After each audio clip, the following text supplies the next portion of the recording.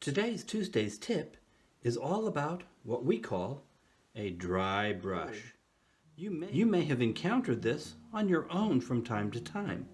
It's when you're painting and you have not yet gotten the brush quite wet enough, or maybe the paint is dry and you're ending up in a situation where the paint really doesn't flow off the tip of the brush.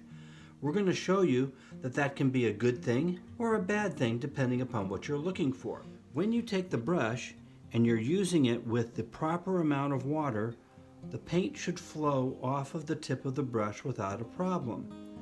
When the paintbrush is flowing smoothly because there's enough water, it covers the area nice and smooth. When the paintbrush is too dry, you may end up with this kind of an effect. This over here is the dry brush technique. But if you want your paint to flow, you have to make sure that you get enough water on the brush so that the paint will flow off of the tip of the brush accordingly. There are times, however, once you've painted a certain area, that you may want to go in and you may want to add some of that dry brush technique. It will allow you to have a certain amount of texture in the painting that you might not normally get. If you see that you like that type of texture from the dry brush work, you can do all kinds of excellent work on top of the painting area that you've already created by adding in the dry brush work. You can see right here, this edge is now rough. If you like that rough edge for the edge of your tree or your barn or whatever it is you're painting, then that works great. If you do not like that, then you need to get the brush a little bit more wet so that you can come back in and create a finer line so that it is more consistent and flowing. You will find that the dry brush technique, though, adds a new character to your painting that you might not normally get if you were just using a regular brush with all the kinds of water.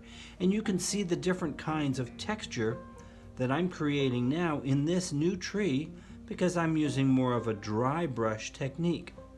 What you need to do in your painting is you need to decide whether or not the dry brush technique is something that you want to utilize, or if it's something that you're really not happy with and you want to add a little bit more water to your paint in order to avoid that type of dry brush technique.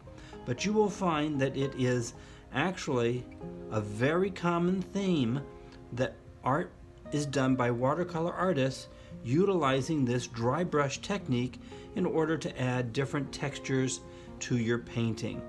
It's just one more way that you can make your painting a little bit more interesting than if you're just using the straight brush with a normal amount of water. And you can use a combination of these effects so that sometimes you might use it where it's flowing, and other times you may say, I want to have that particular part of the tree to look a little bit more rough, and you're going to use that dry brush technique in order to create some more texture in your painting. This is today's Tuesday's tip, and we hope that it has been helpful for you.